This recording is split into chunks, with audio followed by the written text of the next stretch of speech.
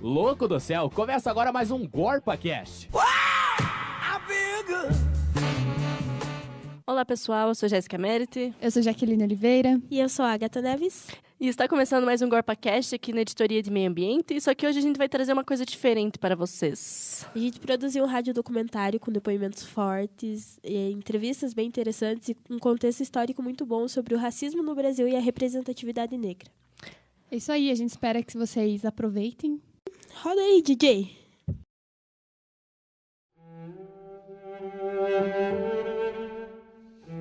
Para cada branco assassinado, 3 negros ou pardos são mortos. Atualmente, de cada 100 homicídios no Brasil, 71 são de pessoas negras. A taxa de desempregados negros e pardos ficou em 14,6%. Entre os trabalhadores brancos, o índice é de 9,9%. E apenas em 2089, brancos e negros terão uma renda equivalente. Só 10% dos livros brasileiros publicados entre 1965 e 2014 foram escritos por autores negros, afirma a pesquisa da Universidade de Brasília. Entre 2013 e 2013, o número de mulheres negras assassinadas cresceu 54%, ao passo que o índice de feminicídios de brancas caiu 10% no mesmo período. Taxa de analfabetismo é 2 vezes maior entre os negros. Onde estão negras e negros na advocacia? Menos de 1% dos advogados de escritórios são negros. A estimativa revela desafio para equilibrar a representatividade racial no direito. A quarta maior população prisional do mundo, mais da metade são pretos e pardos, revela o Levantamento Nacional de Informações Penitenciárias. O espaço para atores negros na TV brasileira é muito pequeno.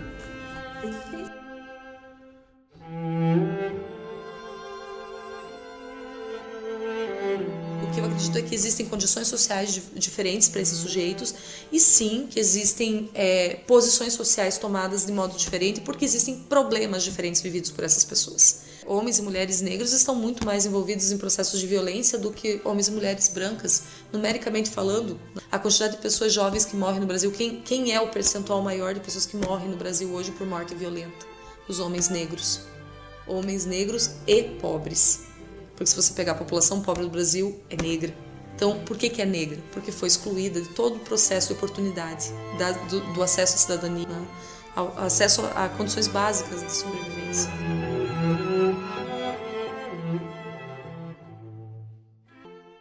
Perante a Constituição Federal, somos todos iguais. Mas quem nos garante essa igualdade? No Brasil, a segregação racial contra negros promovida pelos colonizadores desde o achamento do território foi decisiva para a formação social brasileira. E é esse o tema central do radiodocumentário. Melanina preta, minoria?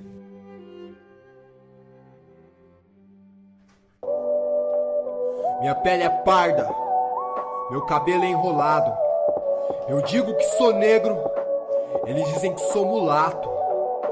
Mulato vem de mula, e eu não sou bicho. Eu repito que sou negro, eles insistem que sou mestiço. A história do racismo no Brasil é traçada desde o período colonial, iniciado em 1500. Desde lá, o processo de discriminação étnica contra os negros é muito presente, e ele foi decisivo para a formação social brasileira. Ainda de acordo com a historiadora Cat DeMark, a escravidão chegou ao fim em 1888, mas deixou na história do país marcas que jamais podem ser apagadas.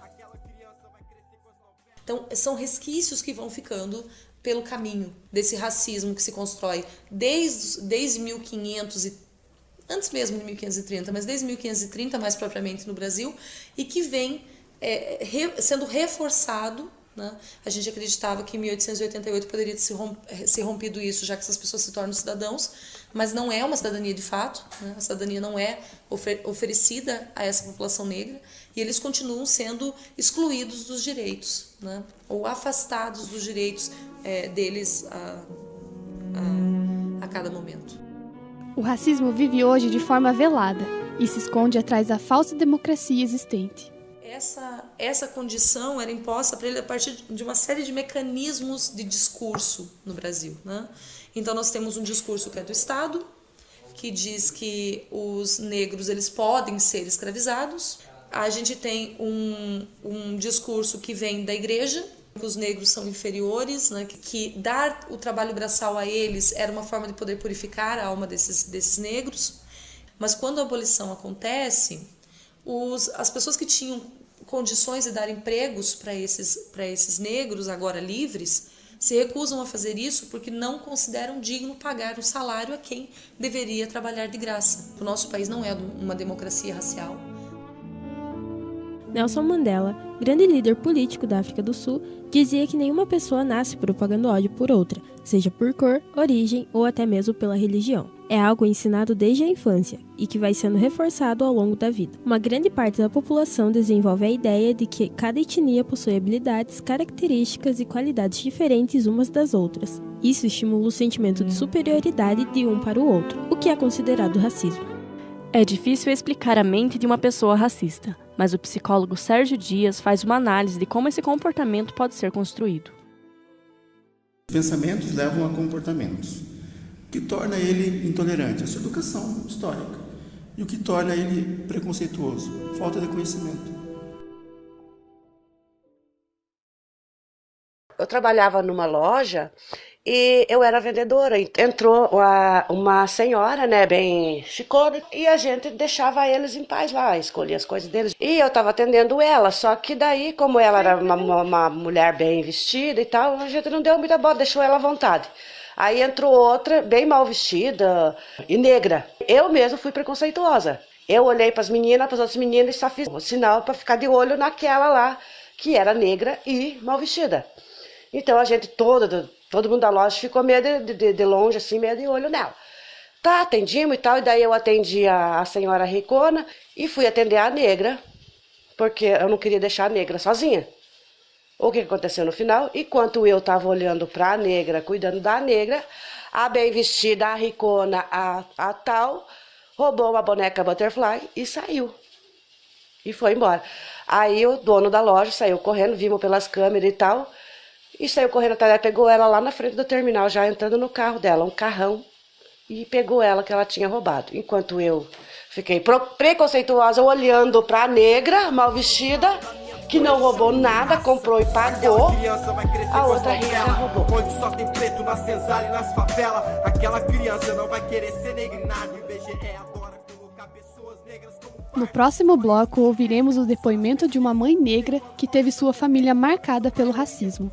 Você vê um filho teu ser discriminado, isso, sabe, não tem preço. Não, negro. Preta pinta o mundo com seu tom, que essa tua negra tinta para brotar a cor nessa cidade. Meu nome é Maria Silvânia Paulo Santos. O meu filho brigou no colégio, os meninos bateram nele e daí teve um dos meninos que esfregou o rosto dele na grama, dizendo que negro tinha que comer grama.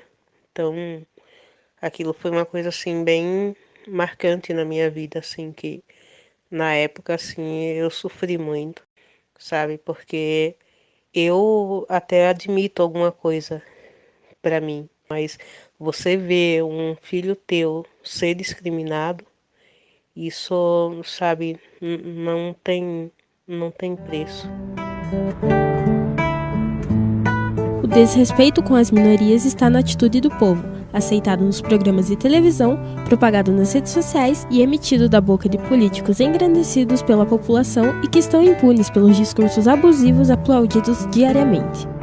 Nós vemos na mídia, né, na TV, principalmente na TV por muito tempo, humoristas com piadas, né, às vezes homofóbicas, às vezes também com cunho racistas, programas, né, de humor, fazendo piadas sobre isso, ou seja, crianças assistindo esse programa e aprendendo que isso é engraçado. As novelas, os filmes, né? Novelas, vamos ficar em termos de novelas, né? Os papéis, né, das pessoas, né? Ou seja, os negros, né, sempre como serviçais, na grande maioria dos papéis, quase nunca como protagonistas, né? Nos telejornais, por exemplo, pouquíssimos, raríssimos, né?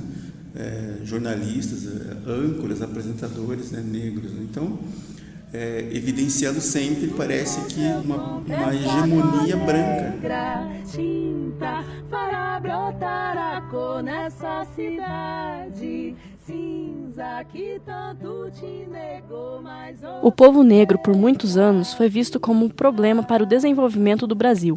No final do século XIX, iniciou-se o processo de branqueamento da população, como explica a historiadora Cat. No início do século XX, a teoria do branqueamento chega com muita força no Brasil a partir da eugenia, do discurso de eugenia. E aí, pelo discurso de eugenia, retoma-se aquelas teorias raciais lá do século XIX, diz, olha, os negros são fisicamente incapazes de ser tão evoluídos quanto os brancos. Então, vamos branquear a população brasileira.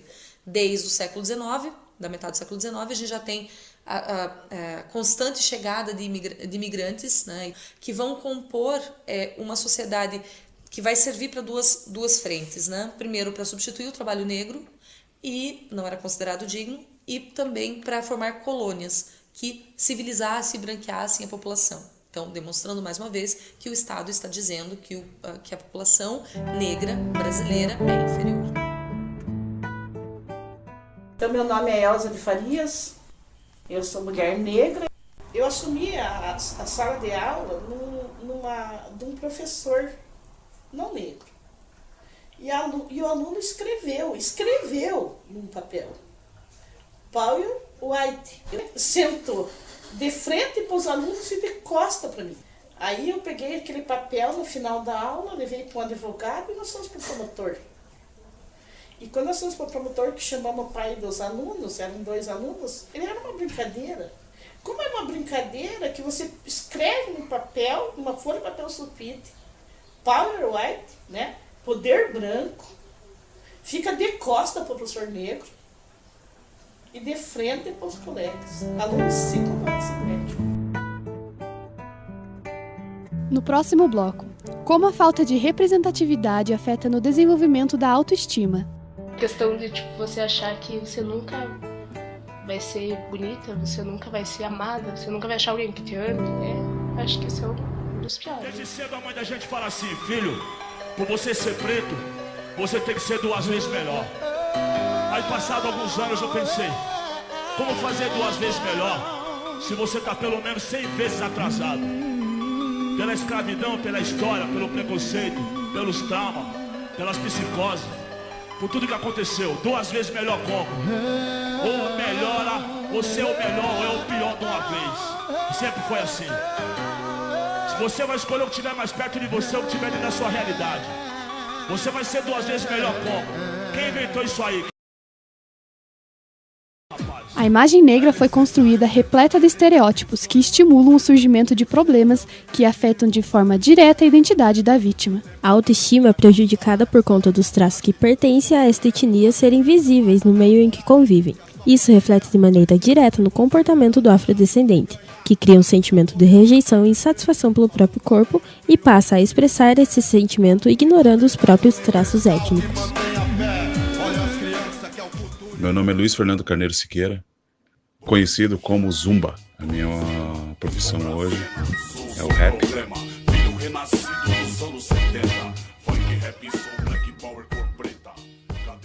Eu esfregava meu rosto com sabonete para tentar, de uma forma, na inocência de adolescência, criança, tentar ficar mais claro, ou ter vergonha do meu cabelo, ter vergonha da minha cor, ter vergonha. Eu desenhava muitas vezes o meu nariz fino, meu olho fino, desenhava-me como um homem branco, assim na pura inocência. Às vezes até em oração perguntava para Deus por que eu nasci com essa cor suja, sim, pensava comigo por que eu tinha essa cor, e ela simbolizava, eles queriam me mostrar como sujeira, né? Como se fosse algum defeito. Mas hoje eu consigo entender o que é esse sistema doentio, sistema que não teve piedade dos meus avós, dos meus bisavós, piedade dos meus pais, da minha mãe, não teve piedade de mim. E culturas assassinadas, é a voz que ecoa do tambor. Chega junto, venha cá, você também pode lutar, e aprender a respeitar porque o povo preto veio revolucionar. Buscando romper com o abismo racial, diversos grupos passam a se movimentar para conquistar o espaço que é deles por direito. O movimento Black Power, por exemplo, surgiu no final dos anos 60 e início da década de 70. Depois disso, a busca por representatividade foi ganhando força, e a arte foi um dos principais meios utilizados no enfrentamento à hegemonia branca.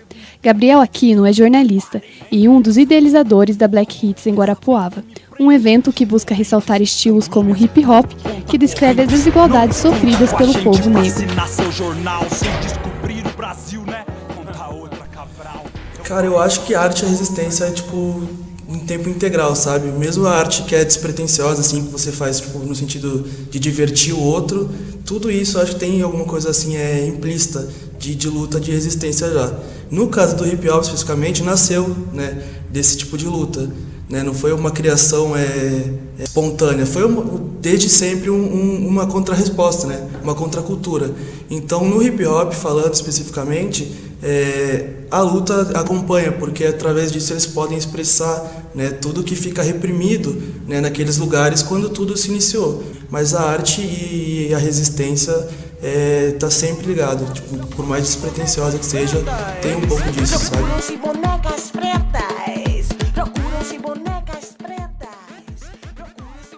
Eu sou a Nercy Aparecida Guiné, eu tenho coleção de bonecas negras. Porque eu ficava pensando, mas não tem boneca igual eu, né? Eu sempre me achei uma boneca.